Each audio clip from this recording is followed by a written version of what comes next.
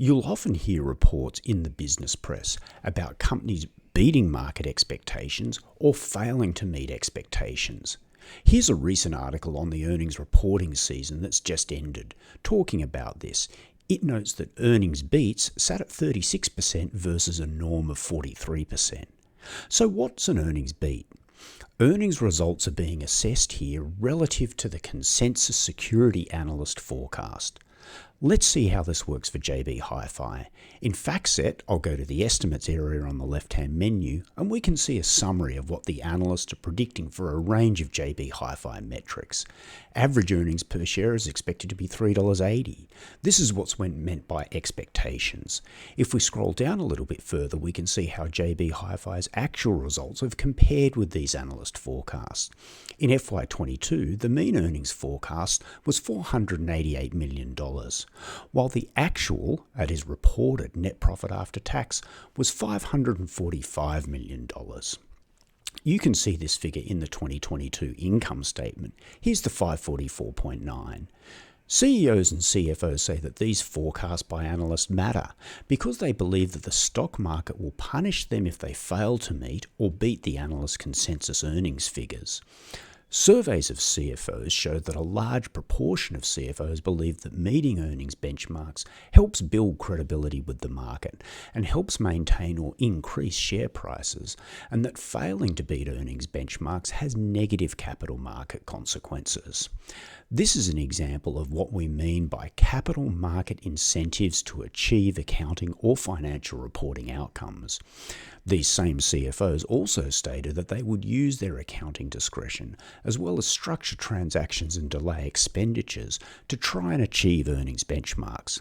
This is what you try to look for in your accounting analysis. Has your firm made accounting estimates or structured real transactions in a way that achieves certain outcomes? One way to do this is to look for differences over time, or to see whether your firm is making similar or different accounting decisions to its peer group firms.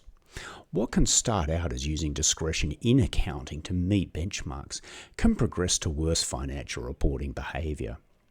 Large sample evidence suggests that US firms that ended up getting pinged by the SEC for earnings management are more likely to have a history of beating analyst forecast.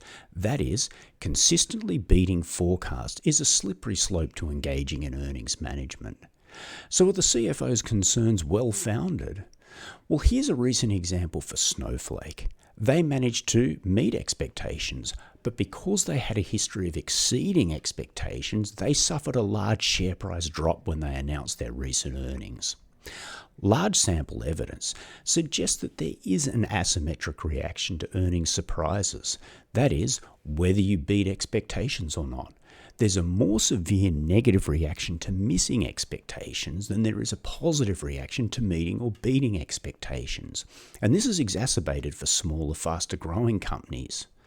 That will make sense when we think about how fast-growing companies are valued. To sum up, security analyst forecasts of earnings are one of the earnings benchmarks that firms say are important.